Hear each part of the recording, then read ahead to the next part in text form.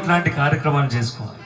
ఊర్లో గుడి బడి ఊర్లో అనేక కార్యక్రమాలు మంచి కార్యక్రమాలు అన్నీ చేసుకోవాలి. చేస్తారా అంతా? మీరంతా గట్టిగా చప్పట్లు కొట్టండి, పిల్లలకు మీరు చప్పట్లు కొట్టండి. ఆ విధంగా ప్రహ్లాదుడు పాడుకున్న పాట ఇది. ప్రహ్లాదుడు ఎవరు? హిరణ్యకశిపుని కుమారుడు.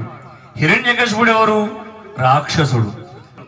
అలాంటి హిరణ్యకశిపుని కొడుకున ప్రహ్లాదుడు పుట్టినాడు.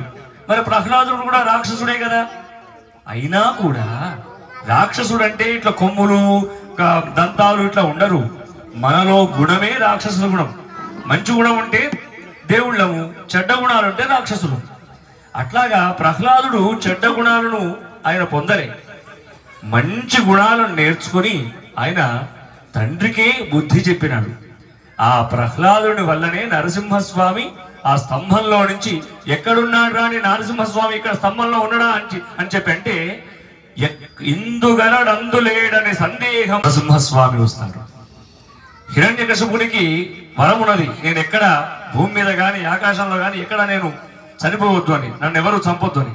అప్పుడు నరసింహస్వామి ఇటు మనిషి చంపొద్దు, అటు రాక్షసు దేవతలు చంపొద్దు అనే వరం ఉంటది. అప్పుడు ఏం చేస్తాడు ఆయన? నరసింహం, ఇటు మనిషి సగం మనిషి సగం సింహం అట్లా అవతారంతో వచ్చి ఈ తొడల మీద పడుకోబెట్టుకుని కడుపుని చీల్చేస్తాడు. ఆ హిరణ్యకశిపుణ్ణి చంపేస్తాడు. అప్పుడు ప్రహ్లాదుణ్ణి ఆయన